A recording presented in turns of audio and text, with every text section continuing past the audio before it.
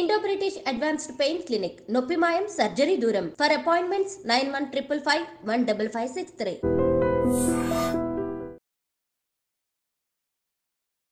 అందరికీ నమస్కారం. నేను స్వరూపపట్లపల్లి. Welcome to iDream. చలికాలంలో అనేక రకాలైన జబ్బులు వస్తూ ఉంటాయి. వాటిలో ప్రాణాంతకమైనవి కూడా ఉన్నాయి. అయితే అసలు చలికాలం అనేది ముఖ్యంగా నరాల మీద ఎలాంటి ప్రభావం చూపిస్తోంది, అలాగే ఈ వింటర్ సీజన్లోనే బ్రెయిన్ హ్యామరేజెస్ కేసులు ఎందుకు పెరిగిపోతున్నాయి, చలికాలంలో కాఫీ తాగడం వల్ల అలాగే ఐస్ క్రీమ్ తినడం వల్ల జరిగే నష్టాలేంటి, వీటన్నిటి గురించి మనకున్న డౌట్స్ని క్లియర్ చేయడానికి ఆస్టర్ ప్రైమ్ హాస్పిటల్స్ నుంచి senior neuro surgeon doctor Ranganatham గారు నాతో పాటు ఉన్నారు. సార్తో మాట్లాడదాం. సార్ నమస్తే. నమస్తే అండి. సార్, అసలు చలికాలం అనేది మన ఆరోగ్యం మీద ఇంత ప్రభావం చూపిస్తుందా అనిపిస్తుంది. ఎందుకంటే వాతావరణ పరిస్థితులకి అనుగుణంగా మనం మన ఫుడ్ మార్చుకుంటాం, మన జీవన విధానాన్ని మార్చుకుంటాం కదా. ఈ చలికాలంలో ముఖ్యంగా మెదడు మీద ఎలాంటి ప్రభావం ఉంటుంది సార్? అంటే చలికాలం అన్నది ఒక మాటలో చెప్పాలంటే అసలు మెదడు వానికి ఇబ్బందులకి చాలా నెగిటివ్గా పనిచేస్తుందని చెప్పాలి. అది ఏ విధంగా పనిచేస్తుందంటే, ఒక మాట, రక్తం సప్లై అక్కడ రక్తనాళాలు ఏవైతే ఉందో మనకు చేతులు కాళ్ళలో ఉండే రక్తనాళాలు కుంచుకుపోతాయి. వాసో కన్స్ట్రిక్షన్ అంటారు. ఎందుకు జరుగుతుంది? అది లోపల ఉండేటువంటి టెంపరేచర్ని కోర్ టెంపరేచర్ అని ఉంటుంది. కోర్ టెంపరేచర్ అంటే బయట మనం రికార్డ్ చేసే టెంపరేచర్ 98.4 అయితే దానికంటే ఒక పెసరు ఎక్కువ ఉంటుంది. కోర్ టెంపరేచర్ అక్కడ మెదడు లోపల, లివర్ లోపల, వీటిలో వచ్చే టెంపరేచర్ని అది మెయింటైన్ చేయాలంటే శరీరం దానికి రియాక్షన్ అవుతుంది. ఇంకొకటి అయాన్ ఛానల్ అని ఒకటి ఉందండి. అది అయాన్ ఛానల్ అంటే ఏమిటి? ఇప్పుడు కణాలు ఉన్నాయి, కణాలకు ఒక పొర ఉంటుంది, దానిలో రంధ్రాలు ఉంటాయి, దానిని ఉంచి ఈ అయాన్ ఛానల్ తయారవుతూ ఉంటుంది. అది ఒక సక్రమంగా అన్నీ నడవాలి అని అంటే ఇది ఉపయోగపడే ఒక ఛానల్. ఆ ఛానల్ నుంచి పొటాషియం అన్నది లవణం ఏదైతే ఉందో లోపల ఉంటుంది, కణం లోపల. అదే కానీ బయటకు వస్తే దానివల్ల షట్ డౌన్ అన్నమాట. ఇప్పుడు ఏదైతే ఇప్పుడు ఎక్విప్మెంట్ ఏదో లేకపోతే ఇన్స్ట్రుమెంట్స్ ఏవో ఈ ఇండస్ట్రీ ఏదో షట్ డౌన్ అయిపోయింది అంటాం, అలాంటి నరాలన్నీ షట్ డౌన్ అయిపోతాయట. కొన్ని జబ్బులు ఈ కోల్డ్ టైంలోనే ఎక్కువ అవుతుంది. ఉదాహరణకి ఎవరికైనా హెచ్ఐవి ఉందనుకోండి, లేకపోతే హెర్పీస్ సింపుల్ ఇక్కడ బొబ్బల్లాగా వస్తాయి, లేకపోతే ఇక్కడ దద్దుర్లాగా వస్తాయి, హెర్పీస్ జోస్టర్ అని, ఇవి చాలా చాలా ఎక్కువ అయిపోతాయి ఇబ్బందులు. బ్రెయిన్ హ్యామరేజ్ సంగతి సరే.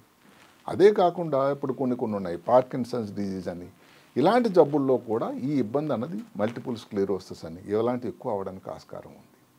అందువల్ల చలికాలం అన్నది ఎట్టి పరిస్థితుల్లో వెల్కమ్ కానే కాదు. దానికి కారణం ఏమిటి, దానికి పద్ధతి ఏమిటంటే, సృష్టికర్త ఒక విధి విధానాన్ని అమర్చాడు. చలి వచ్చింది, ఇప్పుడు మాట చూడండి, మేము చూస్తూ ఉంటే కారణాలు ఏది, క్లైమేట్ చేంజ్ అని ఒక మాట వచ్చింది. ఢిల్లీలో లేకపోతే జమ్మూ కాశ్మీర్లో గత 50 సంవత్సరాలలో అలాంటి టెంపరేచర్లు రికార్డింగ్ కాలేదట. అంతవరకు మన హైదరాబాద్ భాగ్యనగరంలోనే 5 సంవత్సరాలు ఇంత చల్లటి వాతావరణం ఎప్పుడూ లేదు. ఇన్ని రోజులు ఉన్న వాతావరణం, ఇంకా ఈరోజు కూడా ఇంకా చల్లగా ఉంటుందని ఆల్రెడీ ఈ వాతావరణ శాఖ హెచ్చరించారు. అంటే ఇక్కడ ఇబ్బందులు అనేది అందరూ గ్రహించకపోయినా దానివల్ల నరాల మీద నేను న్యూరో సర్జన్గా గత 42 సంవత్సరాల అనుభవంతో దానిలో కొన్ని పరిశోధన చేసినట్టయితే ఇలాంటి ఇబ్బందులు కనబడుతున్నాయి. ఉదాహరణకు మీరు తలనొప్పి అనండి, తలనొప్పి అనేది ఇప్పుడు మాటకి మైగ్రేన్ అనుకోండి, ఈ టైంలో గమనించి అందరికీ చాలా ఎక్కువ అవుతూ ఉంటుంది. అవును సార్, సైనస్ ప్రాబ్లమ్స్ ఎక్కువ అవుతూ ఉంటాయి. అదే కాకుండా ఇప్పుడు ఈ టైంలో అందరికీ అదేమిటో కానీ శీతకాలం, వేసవకాలంలో సరే ఐస్ క్రీమ్ తింటారు, ఎవరో ఇష్టం వాళ్ళది. ఈ శీతకాలంలో ఐస్ క్రీమ్ తింటే ఐస్ క్రీమ్ హెడేక్, దాని పేరు ఇంకొక పేరు కూడా ఉంది, బ్రెయిన్ ఫ్రీజ్ అని. అంటే బ్రెయిన్ టకాలను కొన్ని సెకండ్ల పాటు అసలు ఏమిటి కాదు, దాని అచేతనంగా అయిపోతుంది.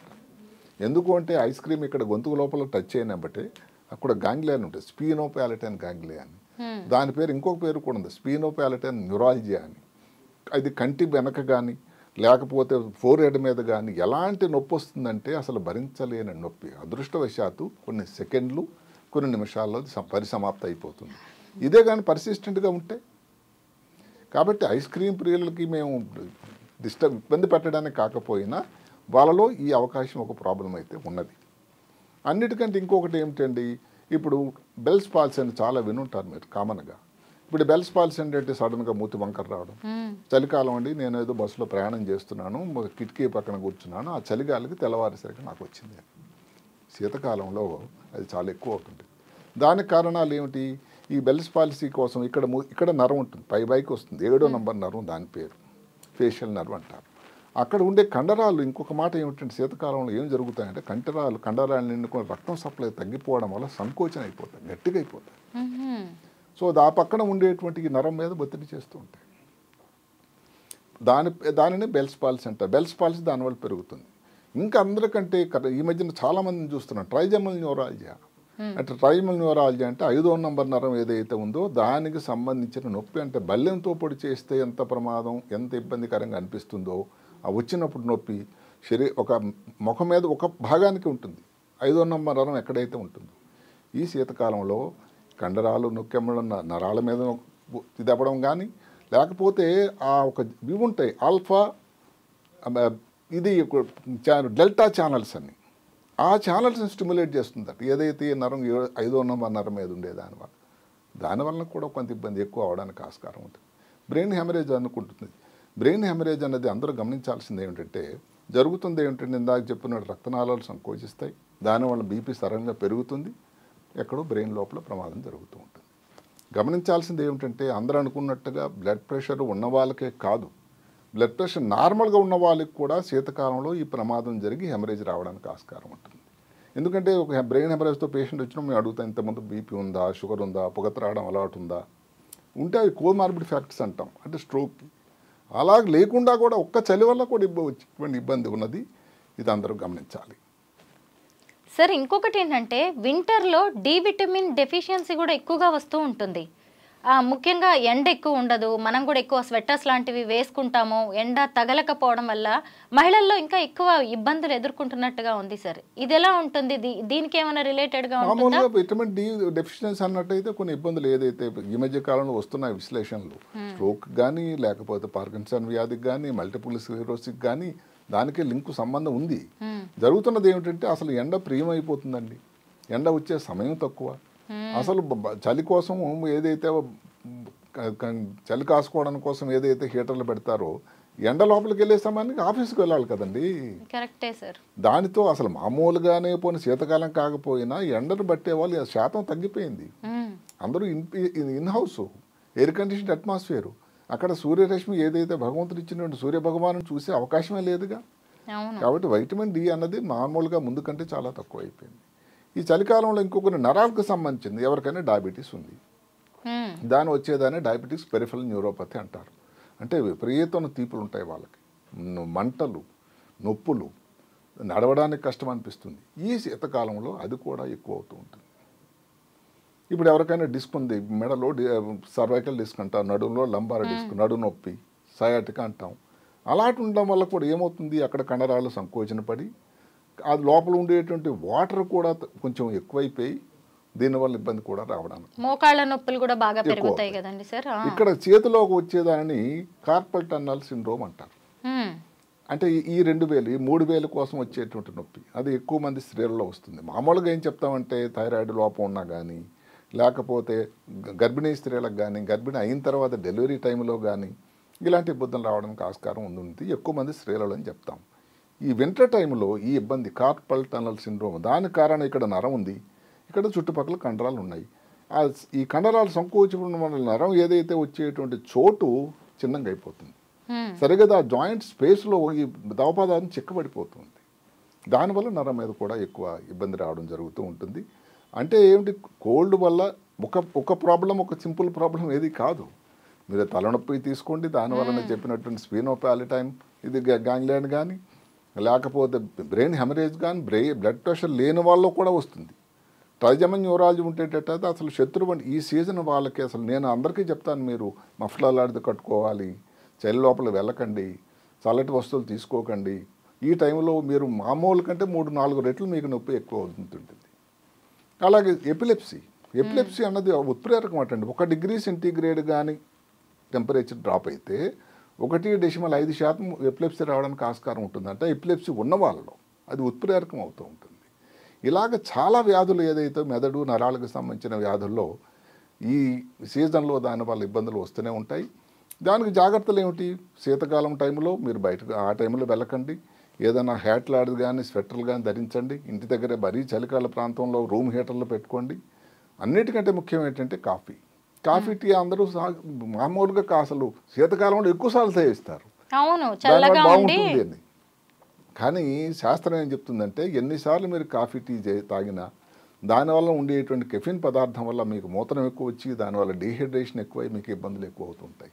శీతకాలంలో సేవించాల్సింది ఏదైనా వేడి నీళ్ళు కానీ లేకపోతే ఏదైనా సూప్ మాదిరి కానీ. మజిల్ క్రాంప్స్ అండి, అసలు నేను ఆ మధ్యన ఒకసారి వీడియో చేశాను, లక్షల మంది చూశారు ఆ క్రాంప్స్. రాత్రి అసలు నిద్రపోలేని పరిస్థితి, కాళ్ళలో విపరీతమైన పిక్కలు నొప్పులు, అసలు కాలు వేలు సడన్గా కొంతసేపే ఇబ్బంది. ఈ మజిల్ క్రాంప్స్ కూడా ఈ శీతకాలంలో చాలా ఎక్కువ పెరగడానికి ఆస్కారం ఉంది. అలాంటప్పుడు ఏదైనా మసాజ్ కానీ లేకపోతే ఈ ఏదైనా ఎక్సర్సైజ్ ఒకటి చిన్నది లైట్గా ఎక్సర్సైజ్ కానీ, అసలు ఏదన్నా కానీ మీ స్విమ్మింగ్ పూల్లో వేడి నీళ్ళు ఉండే సౌకర్యం కానీ ఉంటే దానిలో స్విమ్మింగ్ చేయడం వల్ల కానీ ఇలాంటి చిన్న చిన్న చిట్కాలు తీసుకునేటట్టయితే ఈ ఇబ్బంది నుంచి బారి నుంచి బయటపడడానికి ఉంది. కాఫీ టీ అయితే సాధ్యమైనంత తక్కువ 1-2 సార్ల కంటే ఎక్కువ తీసుకోకండి. ఐస్ క్రీమ్ తప్పనిసరి అయితే మాత్రం ఐస్ క్రీమ్ దూరంగా ఉండాలి, లేకపోతే తలనొప్పి మీకు చాలా ఎక్కువ అవుతుంది. ఇది భయపెట్టేటువంటి ప్రయత్నం కాదు, శాస్త్రం చెప్తున్నటువంటి మాట. డయాబెటీస్ ఉన్న వాళ్ళు కూడా శీతం అంటే చల్లగా ఉన్న సమయంలో బయటికి వెళ్ళి అది ఇబ్బందులకు లోను కాకండి. దానివల్ల నాకు ఇందాక నరాల మీద వచ్చేటువంటి ఇబ్బంది చెప్పాము. ఇవన్నీ జాగ్రత్తలు తీసుకున్నట్టయితే ఇబ్బందికి తక్కువ ఉండడానికి ఆస్కారం ఉంటుంది. చలికాలం అలాగే ఈ నరాల మీద ఎఫెక్ట్ అనేది ఏ వయసు వారిలో ఎలా ఉంటుంది సార్? ఎందుకంటే ఒక్కొక్క వ్యాధి ఒక్కో రకంగా ఉంటుంది కదా, చిన్నపిల్లలు, పెద్దవాళ్ళు, మిడిల్ ఏజ్ వాళ్ళు, ఎవరి మీద ఎలాంటి ప్రభావం చూపిస్తుంది ఈ చలికాలం? అంటే ఇక్కడ దీని ప్రకారం ఏంటంటే చిన్నపిల్లలు కానీ లేకపోతే యుక్త వయసులో ఈ ప్రాబ్లమ్స్ తక్కువ శాతమే కనబడుతున్నాయి. ఎక్కువ మధ్య వయసు ఆ పైబడిన వాళ్ళలోని. అదే కాకుండా డయాబెటీస్ ఉందనుకోండి, వాళ్ళను ఇబ్బంది ప్రాబ్లం ఎక్కువ రావడానికి ఉందనుకోండి. హైపర్ టెన్షన్ బ్లడ్ ప్రెషర్ ఉందనుకోండి, వాళ్ళలో ఎక్కువ ప్రాబ్లం. కార్పటన్స్ అంటే జనరల్గా స్త్రీలు ఎవరైతే గర్భిణీ స్త్రీలు కానీ లేకపోతే ఈ పిల్స్ వాడారు, ఏది నెలసరి రాకుండా కొన్నాళ్ళ పాటు ఆపేటువంటి మందులు కానీ ఇలాంటి వాళ్ళు వస్తూ ఉంటుంది. కొన్ని టెట్రాసైక్లిన్ లాంటి మందులు వాడేవాళ్ళు, థైరాయిడ్ ప్రాబ్లం చాలా కామన్ విరిగా ఉంది, వాళ్ళు వస్తుంది. ఇలాంటివి ఉన్న వాళ్ళు దీనికి చలికాలంలో ఇబ్బందికి లోను కాకుండా ముందు జాగ్రత్తలు తీసుకోవడం అనేది సరైనటువంటి సలహా. మేము ఇన్ని రోజులు సార్ కామన్ మ్యాన్ ఎవరైనా సరే మామూలుగా ఒక బ్రెయిన్ హ్యామరేజ్ వచ్చినా, పారాలసిస్ వచ్చినా, సైనస్ వచ్చినా అది జబ్బులా చూస్తున్నామే కానీ వింటర్కి లింక్ పెట్టి చూడట్లేదు. ఎంత నిర్దిష్టంగా చెప్పబడిందంటే బ్లడ్ ప్రెషర్ ఉంటేనే బ్రెయిన్ హ్యామరేజ్ కాకుండా బ్లడ్ ప్రెషర్ లేని వాళ్ళలో కూడా చలి వల్ల రక్తనాళాలు సంకోచం అంటే వ్యాసో కన్స్ట్రక్షన్ అంటారు. అది ఒక న్యాచురల్ ఫినామినా.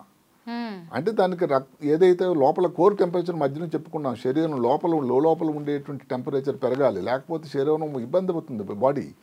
దానిని పెంచడానికి బయట ఉండే రక్తనాళాలు వాటి కోసం త్యాగం చేస్తున్నాయి. అసలు మీరు ఇప్పుడు చెప్తుంటే ఈ చలి అనేది ఎంత డేంజర్ అనేది నాకు ఇప్పుడు అర్థమవుతుంది. లాస్ట్ ఇయర్ డిసెంబర్లో నైనితాల్ వెళ్ళాను సార్, ఉత్తరాఖండ్లోని నైనితాల్. అక్కడ నాకు స్నో బైట్ జరిగింది. అసలు కాలు పనిచేయలేదు, కాలు అసలు కనీసం లేపడానికి రాలేదు. అది చాలా అంట. ఫైనల్ గా అది తర్వాత మేము హోటల్కి వచ్చి కూర్చున్న తర్వాత కొంచెం అక్కడ ఫస్ట్ ఎయిడ్ చేసిన తర్వాత వాళ్ళు చెప్పారు అక్కడ స్నో బైట్ ఎఫెక్ట్ అనేది బ్రెయిన్ కి కూడా వెళ్లే ఛాన్స్ ఉంటుంది అని. ఫ్రాస్ట్ బైట్ అంటారు, అది చాలా ఆ ప్రాంతంలో చాలా ప్రమాదం. ఎక్కడైతే హిమాలయ పర్వతాల శ్రేణుల్లో దగ్గర ఉండేటువంటి ప్రాంతాల్లో ఇది చాలా కామన్. ఆర్మీ వాళ్ళు వీళ్ళందరూ అలాంటి ఇబ్బందులకు లోనవుతూ ఉంటారు. గంటలకు కూడా అలా మంచులో నిలబడాలి కదా, అంత చలి. ఫారిన్ కంట్రీస్ లో కూడా చూడండి సరే చలికాలం, శీతాకాలం అందుకే కదా వాళ్ళకి వింటర్ బ్రేక్ 2-3 నెలలు సెలవులు ఇచ్చేస్తారంటే వింటర్ అనేది ఎంత డేంజరో మనం కూడా గుర్తుపెట్టుకోవాలి సార్. అదే ముఖ్యంగా నరాలకు సంబంధించిన ఇబ్బందులు ఉండేవాళ్ళు, దానికి సంబంధించి ఫిట్స్ ఎపిలెప్సీ ఉందనుకోండి, అది హేతు చాలా ఉత్ప్రేరకం అది. అదే కాకుండా స్ట్రోక్ అనుకోండి, దానివల్ల ఎక్కువ అవడానికి ఆస్కారం ఉంది. ట్రైజన్ న్యూరాలజియా అనే వాళ్ళకి అది చాలా ఇబ్బందికరం. మామూలుగానే అది ఇబ్బంది. అసలు కొంతమంది అది సూసైడ్ చేసుకోవాలని ఆ నొప్పి భరించలేక, అలాంటిది ఇవన్నీ ఇబ్బందులు ఎక్కువ. ఇందాక ముందు మనం చెప్పుకున్నాం కొన్ని జబ్బుల మాటకి ఈ దద్దుర్లు కానీ ఇవన్నీ రావడం నొప్పి చాలా ఎక్కువ ఉంటుంది. ఇలాంటి వ్యాధులు ముందు అడిగారు మీరు, ఏ వ్యాధులు ఉన్నవారు, ఎవరైతే దద్దుర్లాగా హెర్పీస్ జోస్టర్ అని వచ్చిన వాళ్ళు కానీ లేకపోతే హెర్పీస్ సింప్లెక్స్ వచ్చిన వాళ్ళు కానీ హెచ్ఐవి వైరస్తో ఇబ్బందితో బాధపడున్న వాళ్ళు ఈ ఇబ్బందులు ఎక్కువ ఉంటాయి. కాబట్టి వాళ్ళు చలి బారిన పడకుండా ముందు నుంచి అన్ని జాగ్రత్తలు తీసుకొని అసలు చలి టైంలో ఎండ బయటకు వచ్చినంత వరకు బయటకు వెళ్లకుండా ఇంటి పట్టునే ఉండడం అన్నది మంచి సలహా. నిజమే sir, seasonal fruits, seasonal foods తినాలని పెద్దవాళ్ళు ఎందుకు చెప్తారో అలాగే ఈ సీజనల్ గా జాగ్రత్తలు తీసుకోవాలి. డెఫినెట్గా న్యూరో సర్జరీ, న్యూరాలజీ అంటే నరాలకు సంబంధించి మెదడుకు సంబంధించి మాత్రం ఇది నిర్దిష్టంగా ఉన్నటువంటి విషయం. మనం మామూలుగా ఏదో ఆషామాషి చెప్పే మాట కానే కాదు. సో దానికి ఇబ్బందులు అంటూ ఉన్నాయి కాబట్టి ఈ ఇబ్బందులలో ఉన్న వాళ్ళు జాగ్రత్తలు తీసుకోండి, రాకుండా కూడా ముందు జాగ్రత్త తీసుకోవడం ఇంకా మంచిది. Thank you so much sir. అసలు చలికాలం గురించి, నరాల మీద అది చూపించే ప్రభావం గురించి చాలా మంచి విశ్లేషణ అందించారు. Thank you so much. నమస్తే.